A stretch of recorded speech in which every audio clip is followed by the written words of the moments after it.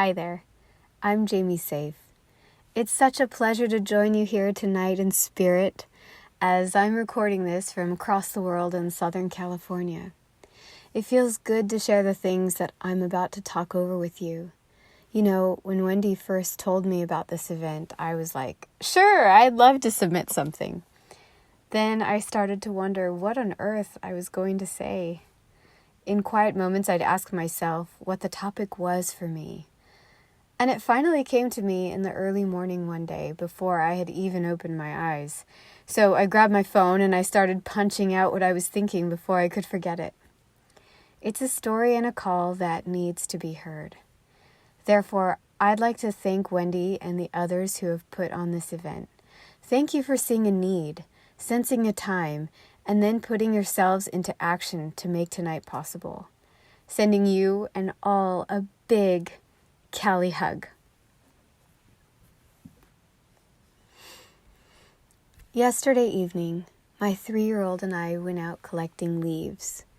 We live by a lake that people walk and bring their dogs to every day. It's magnetic there, completely irresistible. So, like we do every day, we went there for our search.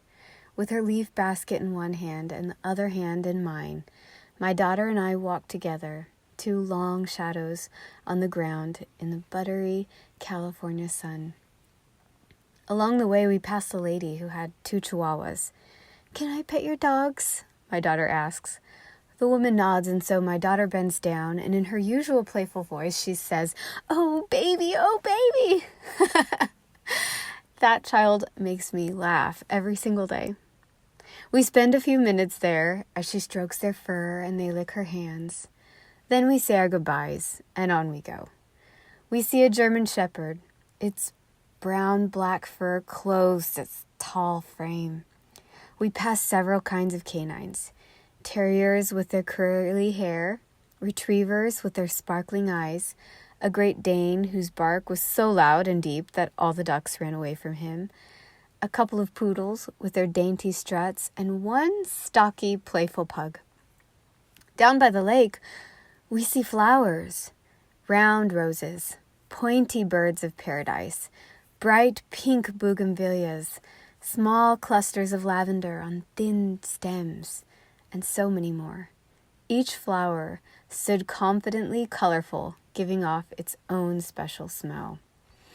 When we got home, we looked down at my daughter's leaf collection. She spent time spreading them out on our table with bright, interested eyes. There was a maple leaf there that was bigger than her face.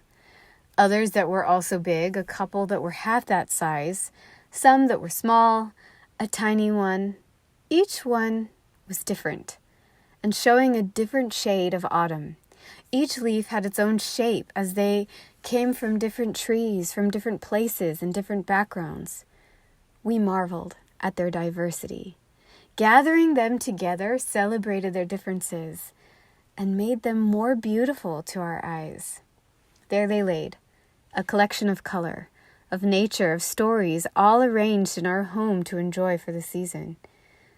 We see all around us, nature produces things in variety that are unique. The dogs we befriend, the flowers we arrange, the leaves we collect, and most importantly, we see it in the people that surround us. I learned early about society's obsession with body size, its confusing desire at times for sameness. I can't remember a time before I heard that I was different. I didn't fit in. I stood out from the others. Born small. That's what was said of me.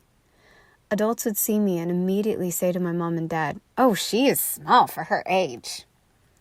"Hey, look, my daughter is bigger than her." They jokingly insult me. The kids at school would call me names. "Hey, shrimp, why are you so short?" All around me were sizist labels and body shaming.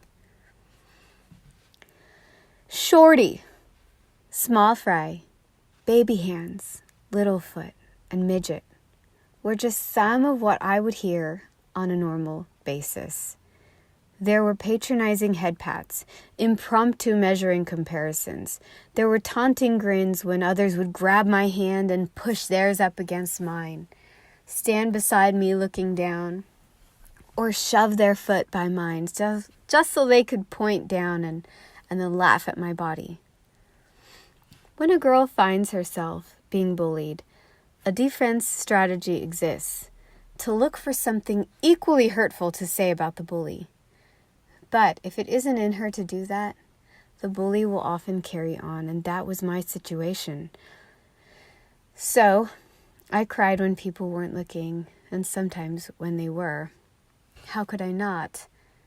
I was a boost for other people's self-esteem. I was someone they'd continually use as evidence that they were better. This led me to questions, pain, inner tears, and mental trauma. Why is it funny, Mama, that my hands are small? I'd ask myself, does small mean lesser, less significant, less able, less, everything? Growing up this way wasn't easy. As I grew into adulthood, I didn't have that much hope for a growth spurt to save me from being different that I had dreamed of and prayed for. I presently stand at 4'10", and to this day, I still feel the sting of the playground when people point out my size.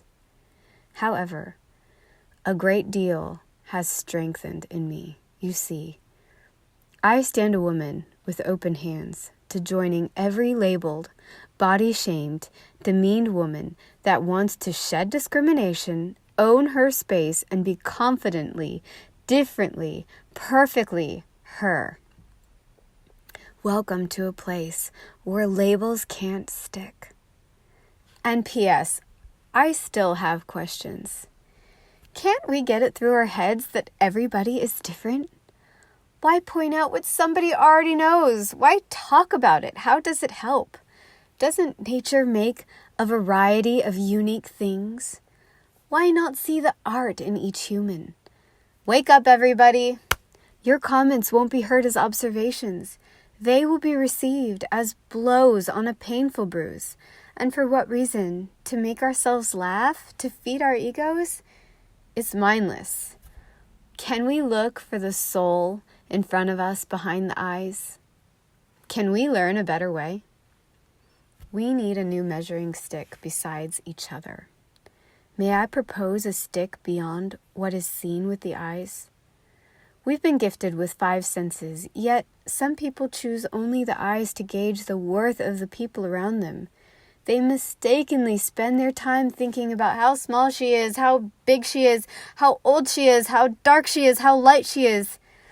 Vision is not the end-all. Consider, how open is her heart? How large is her willingness to reach out? How brave are you? How's your work ethic? How much can you be trusted? How far does your reach go? How deep are your thoughts? How heartfelt are your hugs? How great is your vision? Can you see beyond today? Can you see what isn't obvious? How meaningful is your voice? How sweet is the fragrance of your presence? How little does the criticism you face matter in comparison to the size of your spirit? There is a distorted tune out there about size, age, image, and skin color, and it wastes our time, energy, and money. It makes us doubt, and it clouds what really matters. It's a lie. So, if my feet don't touch the ground, what does it matter? To have small or big lips, boobs, teeth, noses, butts, waistlines, torsos, feet, hands, etc. What does that matter? Where is that measuring stick? Maybe it's time to break it. Crush it under your self-love and acceptance. Burn it with your energy. Burn it with your love for living and humanity. The truth? We're not just Muslims, Catholics, Christians, atheists, agnostics, Jews, Hindus, etc. We're not just short, medium, long, young, old, light, dark, heterosexual, homosexual. We are much more. Let us zoom out and see that we are nature. We come in a variety and are all one of a kind. Snowflakes in the forest, stars in the night sky, an array of flowers, a collection of leaves, humans. Better when diverse, better when together. Friend, we matter. We're here. We have stories, dignity, purpose, and strength. We're guides with our feet, journeys. We're magicians with our words, our smiles, our laughter. Our hearts are thermostats. We're guardians of what matters, and it's with our nails, blood, and fists that we will fight to protect that. We bring life into the world, nurture it, carry it on our hips, and feed it with our breasts. We are Earth gardeners. We are Mother Nature's ambassadors, friends, protectors, and healers. Now is time to step forward. For we are women.